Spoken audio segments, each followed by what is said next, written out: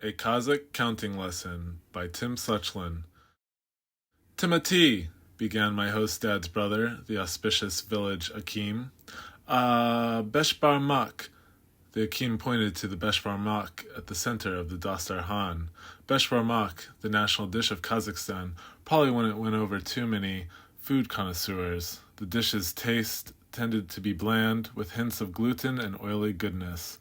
The best way to describe it was mutton stew with large noodles. Sometimes it was served with horse meat or a boiled sheep's head. It was a vegetarian's nightmare. The Akim picked at the fatty meat and began cutting it up into smaller pieces. As the eldest, most venerated man at the party, it was his job to cut up the meat in the beshbarmak. Tradition dictated it. He paused, then he dropped his knife into the dish. He held up his right hand, palm towards me. His greasy fingers were spread apart. In his Kazakh tongue he counted on each finger. Bir, yeka, ush, tort, bes.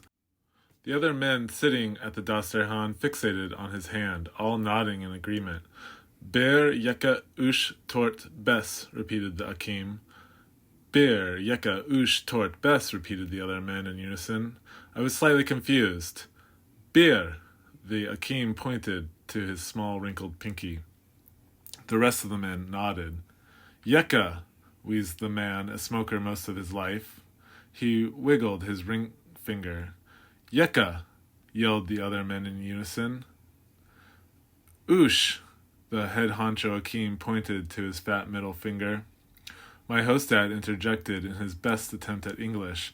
Timothy, thori, understand? I nodded in agreement. Tort, continued the Akim, pointing to his index finger. Finally he came to the thumb. Bes, beshbarmak, 5 finger, shouted the Akim while he wiggled 5 fingers in front of my face. Beshbarmak, a 5-finger feast, I thought. From the table's central dish of beshbarmak, the boiled sheep head that topped the mutton and noodles glowered at the Akim with an angry frown. The eyelids had been boiled shut. The flesh was tightly wrapped around the skull, leathery and wrinkled. The front teeth poked out of its grin, buck-toothed and goofy. The tongue stuck out of the mouth, gray and shriveled. The Akim grabbed the head. He began cutting up its boiled meat, divvying up the choice parts of the face and head to the other men at the Dastarhan. An ear went to one man, younger than his friends at the table. It was as if his older friends were telling him he needed to listen to them, his elders. The eyes went to another man, so he, as a close family friend, could help protect my host family. The brain went to my host dad to give him knowledge and wisdom. The tongue went to another guest so that he could speak his words truer. A piece of the cheek went to me, though the meaning of its significance was lost in translation. Timothy, said the Akim. Kushi. I grabbed the leathery piece of goopy cheek meat with my best fingers. I stared at it for a moment. Grease and juices from the flesh dripped between my fingers. Kushi, repeated the Akim. It would be rude not to eat the piece of flesh.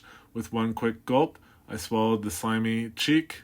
It tasted bland and flavorless, rather unappetizing as it slithered down my throat in bir, yeka, ush, tort, bes seconds.